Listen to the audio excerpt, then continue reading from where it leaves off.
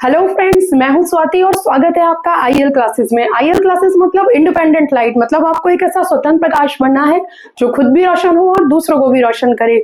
तो चलिए आज शुरू करते हैं क्लास 10th का टॉपिक ट्राइंगल। ठीक है, triangle already you know very well कि on the basis of sides there are 3 types of triangle, कि साइड्स के बेसिस पर ट्राइंगल 3 टाइप के होते हैं। एंड सिमिलरली यहाँ पर दिस इज इक्विलैटरल ट्राइंगल, अगर तीनों साइड्स इक्वल हैं, अगर सिर्फ 2 साइड्स इक्वल हैं तो आइसोसेलेस ट्राइंगल, और अगर तीनों साइड में से कोई भी इक्वल नहीं है this is called scalene triangle. Okay, and on the basis of angles there are also 3 types of triangle. Okay, कि जिनके तीनों यहाँ पर एंगल के बेसिस पर अगर हम देखेंगे तो यहाँ पर क्या होता है कि ये होगा राइट एंगल ट्राइंगल। अगर किसी भी एक कोई भी एक एंगल किसी भी ट्राइंगल में एक एंगल अगर 90 डिग्री है तो वो होगा राइट एंगल ट्राइंगल। ठीक है, अगर उसका कोई भी एक तीनों एंगल अगर अक्यूट एंगल है लेस देन 90 है तो it will be acute angle triangle, और अगर कोई भी एक एंगल ऑब्ट्यूज है then this is called obtuse angle, obtuse triangle. ठीक है, तो यहाँ पर ये हुआ कि ये तो आपने 3rd 4th 5th से पढ़ते आ रहे हैं, बट नाउ अब आपको आना है क्लास 10th में, और क्लास 10th में ट्राइंगल की जो प्रॉपर्टीज होती हैं उसमें सिमिलरिटी पढ़ाई गई है। ठीक है, तो सिमिलर कैसे होते हैं ट्राइंगल, यहाँ सिमिलर होने का मतलब कॉन्ग्रुएंट से बिल्कुल अलग है। ठीक है, कॉन्ग्रुएंसी क्या होती थी कि 2 ट्राइंगल जो कोई भी 2 शेप्स, मतलब कॉन्ग्रुएंसी आप सिर्फ ट्राइंगल में ना ले और किसी में भी ले तो 2 जो हर मायने में हर मेजर में इक्वल हो, अगर वो एक दूसरे को ओवरलैप करे तब भी उनमें कोई मतलब एक दूसरे को जब वो ओवरलैप करें तो कोई एक दूसरे को दिखे नहीं। जैसे कि अगर हम यहाँ पे बात करें सर्किल की, तो सर्कल्स कैसे होंगे कि ये जो सर्किल अगर सेम रेडियाई के हैं, अगर ये सर्कल सेम रेडियाई के हैं जैसे 5 सेंटीमीटर 5 सेंटीमीटर, तो ये कॉन्ग्रुएंट होंगे कि हर मेजरमेंट में। अगर रेक्टेंगल की बात होती है, ठीक है, तो 2 रेक्टेंगल कब कॉन्ग्रुएंट होंगे, जब इनकी लेंथ के बराबर होगी और ब्रेथ के बराबर होगी। तो यहाँ मैं कॉन्ग्रुएंसी को बहुत डीपली नहीं डिस्कस करूंगी क्योंकि कॉन्ग्रुएंसी आप पढ़ चुके हैं और हमें यहाँ पर सिमिलरिटी समझनी है। तो जो सिमिलरिटी है वो थोड़ी कॉन्ग्रुएंसी से अलग है, इसमें आपका शेप सेम होनी चाहिए, साइज नहीं। कॉन्ग्रुएंसी में शेप और साइज दोनों सेम होना चाहिए, बट सिमिलरिटी में ओनली शेप सेम होनी चाहिए। ठीक है, और एंगल सिमिलर होने चाहिए। मतलब कि अगर आप ये कहेंगे कि ये सर्किल और ये सर्किल, क्या ये सर्किल दोनों कॉन्ग्रुएंट है, तो obviously they are not congruent. ठीक है, क्योंकि इनकी मेजरमेंट सेम नहीं है। आप एक को दूसरे के ऊपर ओवरलैप करेंगे तो नीचे बेस वो एक दूसरे को ओवरलैप नहीं कर पाएंगे, कवर्ड नहीं करेंगे। सेकंड थिंग इज कि क्या ये सिमिलर है, yes obviously they are similar because वो शेप सेम है। ठीक है, उसी तरीके से तो यहाँ पर एक हमारे पास कंक्लूजन क्या आता है कि all the circles are similar, all the circles are similar.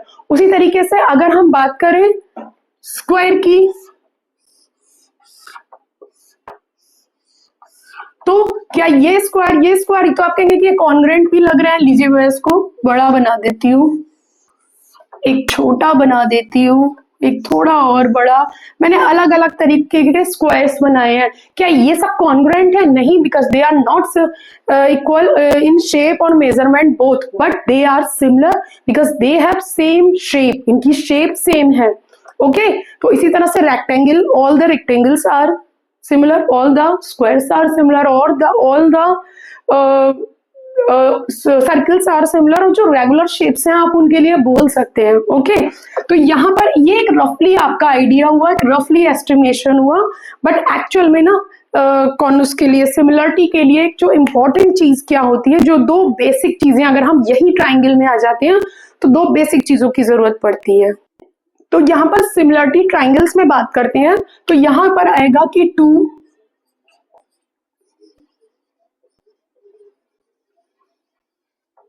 Triangles are similar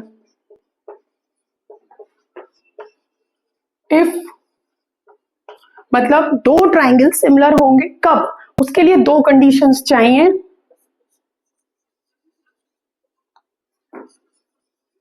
they are corresponding angles are equal। Okay, उनके करस्पॉन्डिंग एंगल बराबर होंगे, और जो सेकंड कंडीशन होती है उसके लिए जो मोस्ट इंपॉर्टेंट है, दे आर करस्पॉन्डिंग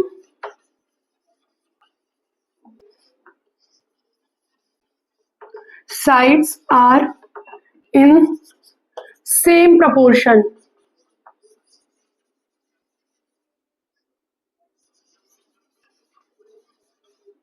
ठीक है, ये आपको एनसीईआरटी बुक में भी देखने को मिलेंगी ये दो कंडीशंस की, अगर उनके एंगल, उनके जो करस्पॉन्डिंग एंगल है वो बराबर होने चाहिए और जो उनकी करस्पॉन्डिंग साइड्स है वो सेम प्रोपोर्शन में होनी चाहिए।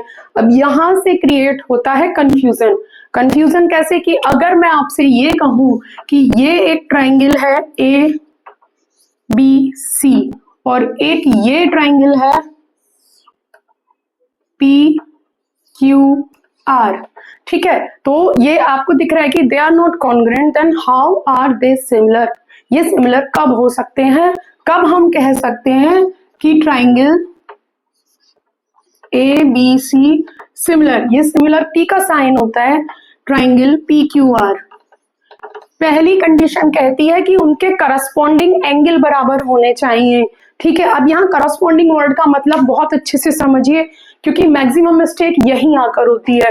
ए बी सी यानी यहाँ पर ये जो ए के करस्पॉन्डिंग पी है, ठीक है, अगर आप उसमें कॉन्ग्रुएंसी में देखेंगे तो प्रॉपर एनसीईआरटी में इसी तरह से समझाया हुआ है 9th में कि ए के करस्पॉन्डिंग पी आ रहा है, क्योंकि यहाँ पर इन्होंने ए बी सी लिखा है, ए के करस्पॉन्डिंग पी आ रहा है, बी के करस्पॉन्डिंग यहाँ क्यू आएगा और सी के करस्पॉन्डिंग आर आएगा। ठीक है, इसको आप चेंज नहीं कर सकते। इसका मतलब ये है कि एंगल ए बराबर एंगल पी के है, एंगल बी बराबर एंगल क्यू के है और एंगल सी बराबर एंगल आर के है। ठीक है, अगर आप इसका सीक्वेंस चेंज करेंगे तो सीक्वेंस आपको इसका भी चेंज करना पड़ेगा। ठीक है, तो तभी तो सेम हो पाएगा, तभी तो साइज में से सिमिलरिटी आ पाएगी। ओके, तो यहाँ पर अब ये बात क्लियर हुई आपकी, their corresponding angles are equal, जो आप यहाँ से समझ गए हैं। और आपको याद रखना है कि अगर सिमिलरिटी इस तरह से दी है तो करस्पॉन्डिंग एंगल यहाँ से इसके करस्पॉन्डिंग निकालिए और चेक करिए और उसी के अकॉर्डिंग लिखिए। सेकेंड थिंग आती है यहाँ पर, their corresponding sides are in same proportion. ठीक है, उनकी जो करस्पॉन्डिंग साइड्स हैं वो सेम प्रपोर्शन में है, तो यहाँ पर भी आपको साइड्स को लेकर चलना पड़ेगा। और ये जो साइड्स वाली जो सेम प्रपोर्शन, मतलब जो साइड्स की जो करस्पॉन्डेंस है वो आपको कॉन्ग्रुएंसी में भी फॉलो करनी होती थी। तो अगर यहाँ मैं डिस्कस करूं कि ट्राइंगल ए बी सी ले रही हूं मैं और यहाँ पर ले रही हूं triangle P Q are, okay, तो यहाँ पर ये सेम प्रपोर्शन में होंगे। कैसे होंगे कि A B upon P Q.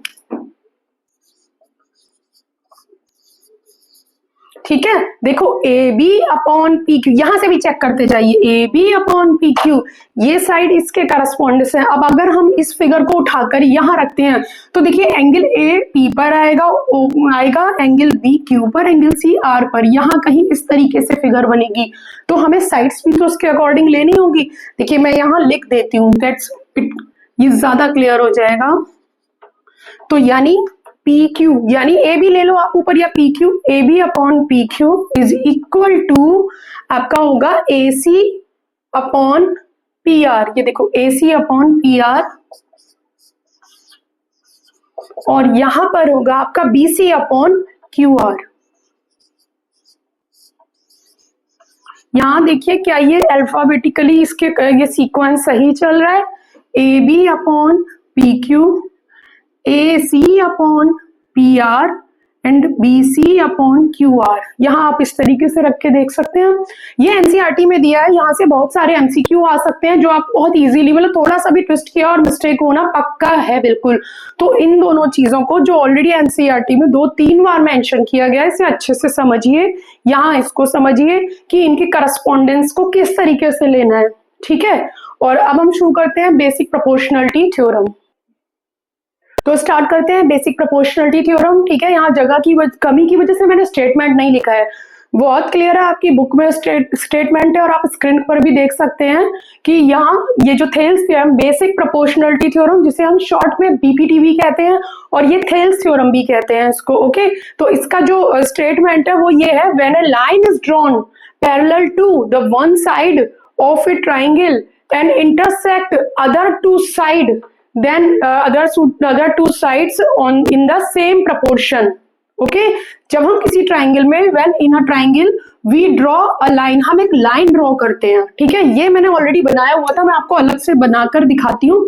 when in a triangle we draw a line parallel to one side of a triangle. ठीक है, आपने एक लाइन ड्रॉ की है ट्राइंगल की किसी भी एक साइड के parallel and it intersect the other two side in the same proportion. मतलब ये कह रहा है कि अगर हम किसी भी एक ट्राइंगल में एक लाइन ड्रॉ कर रहे हैं जो किसी भी एक साइड के पैरेलल है, तो ये बाकी दो साइड्स को इंटरसेक्ट करेगी लेकिन उनको सेम प्रोपोर्शन में इंटरसेक्ट करेगी, ये हमें प्रूव करना है. ठीक है, देखिए कोई भी थ्योरम होती है उसमें गिवन टू प्रूफ ये ऑलरेडी दिया होता है, और अगर आप वो उसमें से आपको फाइंड आउट करना होता है, इतना क्वेश्चन का इतना आंसर आपको क्वेश्चन में से ही निकालना होगा और आपको कुछ भी नहीं आता तो वो आपको एटलीस्ट 0.5 मार्क्स दिलवाता है. बस ये आप पे डिपेंड करता है कि आप उसे कैसे निकालते हैं. ठीक है, तो यहाँ ये इसका स्टेटमेंट है. ठीक है, तो यहाँ पर हमारे लिए जो गिवन होगा, गिवन क्या है, given ABC is a triangle. Okay, given लिखना होगा आपको. तो गिवन में कह रहे हैं कि ए बी सी एक ट्राइंगल है, यहाँ पर लाइन डीई, ये लाइन डीई ड्रॉ की गई है पैरेलल टू बीसी, तो D E is drawn parallel to B C. ठीक है, इतना दिया गया है आपको. और जो लास्ट का लाइन कह रहा है कि it intersect other two line in the same proportion, वो आपको प्रूफ करना है. ये मैंने टू प्रूफ यहाँ लिखा हुआ है.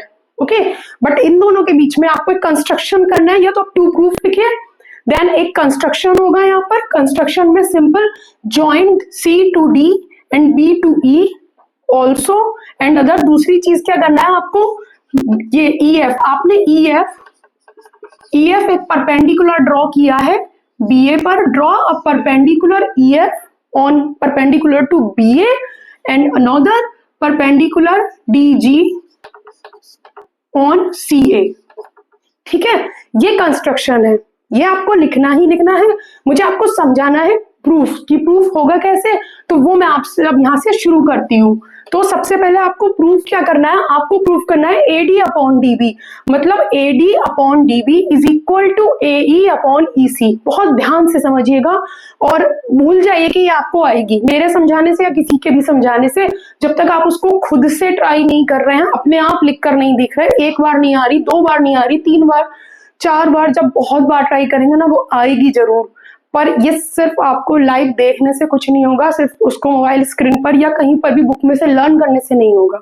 ठीक है, तो ये आपका हो गया टू प्रूफ. आपको प्रूफ करना है कि this upon this is equal to this upon this. ठीक है, तो हम यहाँ पर ये सबसे पहले हम क्या क्या चीजें लेकर चलेंगे वो देखकर चलना है. शुरू से शुरू करते हैं. सबसे पहले हम लेंगे यहाँ ये ट्राइंगल लेंगे. ठीक है, मैं 2 कंडीशंस होंगी, उनके लिए बार बार अलग अलग फिगर ड्रॉ करके आपको दिखाऊंगी ताकि आपको कंफ्यूजन ना हो.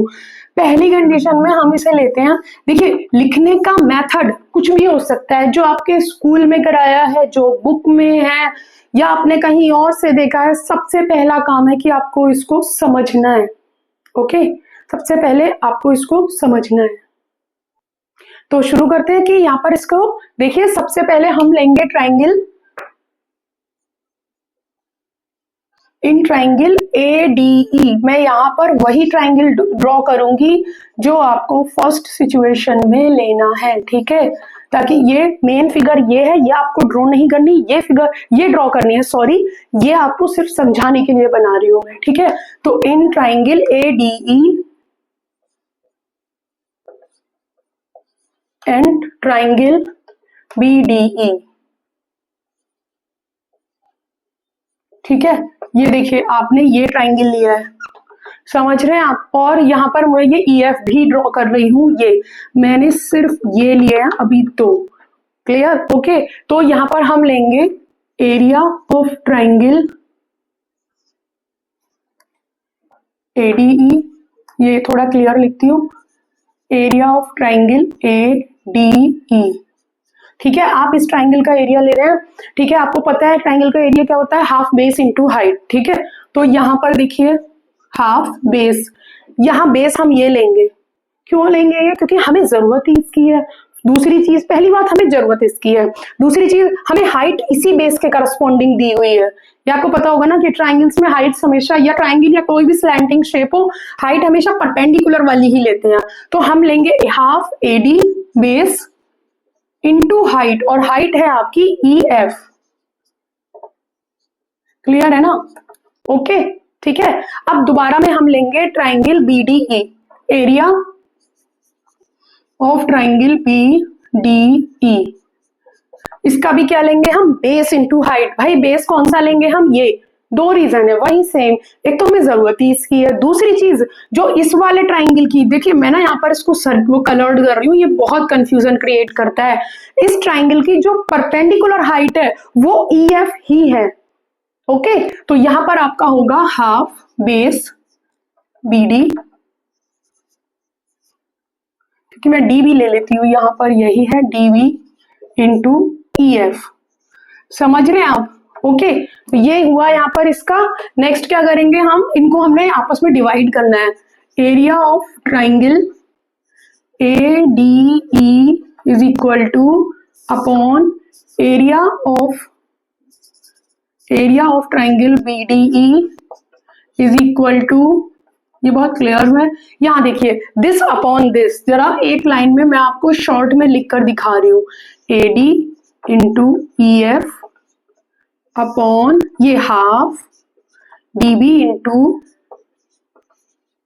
ई एफ। क्लियर? ओके, यहां पर देखिए ये कैंसिल हो गया, ई एफ कैंसिल हो गया, आपका बचता है A D upon D B.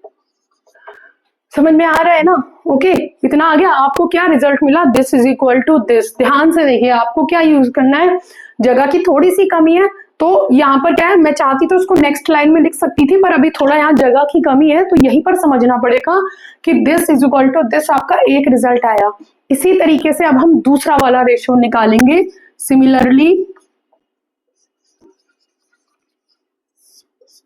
Area of triangle A D E upon area of triangle C E D. भाई ये क्या किया मैंने, अब की बार मैंने एडीई तो सेम लिया है, आप देख रहे हैं यहाँ पर ये एडीई सेम लिया है। और अब मैं इस फिगर को देखो दोबारा से आपको ड्रॉ करके दिखाऊंगी कि अब मैं इसको आपके कंफ्यूजन जो क्लियर करने के लिए मैं इस फिगर को दोबारा से ड्रॉ करती हूँ। इस बार मैंने अगेन आपका एडीई ट्राइंगल लिया है, समझ रहे हैं आप, मैंने ट्राइंगल एडीई लिया है, लेकिन इस बार मैं परपेंडिकुलर हाइट डीजी लूंगी क्योंकि मुझे इसकी जरूरत है। देख रहे हैं आप? ठीक है, और दूसरा ट्राइंगल मैं ये वाला लूंगी, सीईडी। ये कौन सा है, ये वाला है। बहुत कंफ्यूजन होता है इस यहीं पर आकर कौन सा ट्राइंगल लेना है, क्यों लेना है, उसके करस्पॉन्डिंग परपेंडिकुलर हाइट कौन सी लेनी है। जरा आप यहाँ पर निकालेंगे एरिया ऑफ ट्राइंगल एडीई का फिर से सेम बेस इस बार ये लेंगे। ठीक है, क्यों लेंगे बेस, वही दो रीजन, क्योंकि मुझे ए की जरूरत है और उसके साथ साथ मेरे पास परपेंडिकुलर हाइट भी इस बार ये है। तो हाफ इंटू ए इंटू डी जी। ओके, और इस बार मैंने ये लिया है तो यहां बेस लेंगे सीई हाफ इंटू ई सी इंटू इसके परपेंडिकुलर हाइट, जो ये जो ट्राइंगल मैं शेड कर रही हूं इसके परपेंडिकुलर हाइट कौन सी है, ये डीजी। Okay, clear? ठीक है, अब यहां ये देखिए आप, ये हाफ से हाफ कैंसिल हो गया, डीजी से डीजी, तो आपका क्या बच रहा है, ए ई अपॉन ई सी। क्लियर?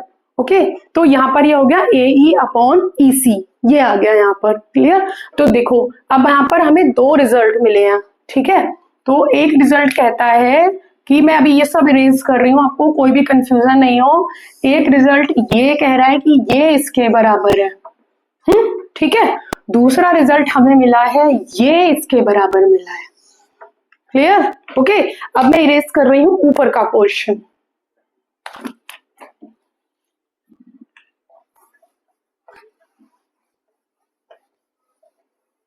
ये देखिए यहां पर क्या कह रहा है, आपने देखा इसको, यहां पर एडीई दोनों में सेम है। ठीक है, और यहां पर अब डिफरेंस है बीडीई और सीईडी में, लेकिन यहाँ पर एक अजीब सी एक अलग चीज आपने कभी अगर पढ़ी होगी, शायद आपको याद होगा, पढ़ी ही तो होगी, कि area of triangle B D E is equal to area of triangle C E D. ठीक है, आप देख रहे हैं area of triangle B E D is equal to area of triangle C E D. क्यों, ये कौन सा रीजन है? ठीक है, अब आप ये वाली फिगर भूल जाइए, अब हमें वापस इसी फिगर में आना है। यहां ध्यान से देखिए, क्योंकि ये जो हमारे दोनों ट्राइंगल है, एक ये ट्राइंगल और एक ये ट्राइंगल, ये दोनों ट्राइंगल सेम बेस पर बने हैं। सेम बेस कौन सा है? डीई, और बिटवीन पैरेलल लाइंस है। ठीक है, तो जो ट्राइंगल, मैं अलग ड्रॉ करके दिखाऊं आपको ये फिगर, आप ये समझिए कि ये इस तरीके से है भाई। ये देखिए, ये दोनों पैरेलल लाइन है, ये बेस है, और ये वाला ट्राइंगल और ये वाला ट्राइंगल एक सेम बेस पर है और बिटवीन द पैरेलल लाइंस है। ठीक है, तो यहां पर इसका रीजन लिखना बहुत जरूरी है, बिकॉज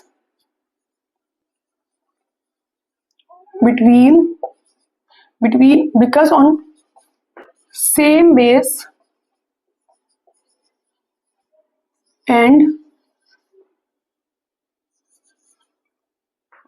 between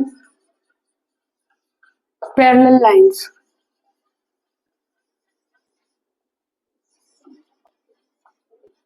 क्लियर? ओके, तो यहाँ पर आप पहले भी लिख सकते हो इस तरीके से, because between parallel lines and on the same base, की ये पैरेलल लाइन के बीच में है और सेम बेस पर है, तो इसीलिए इनके एरिया बराबर होंगे। तो यहाँ पर मैंने क्या किया है कि अगर हम यहाँ पर इस वाले को इससे रिप्लेस कर दें, मतलब कि एडीई बराबर तो एडीई के था ही था। ठीक है, तो यानी अब ये भी बराबर इसके हो गया, तो यानी ये जो लेफ्ट हैंड साइड बराबर राइट हैंड साइड हो गई। तो यहाँ हम लिखेंगे इसका मतलब कि area of triangle ADE upon area, यहाँ पे एरिया ऑफ ट्राइंगल, बल्कि इसको लिखने की जरूरत ही नहीं है कि अगर आप ये इसके बराबर है तो सिमिलरली फिर ये इसके बराबर हो जाएगा, और यहाँ पर हमारी ये थ्योरम प्रूव्ड हो जाएगी।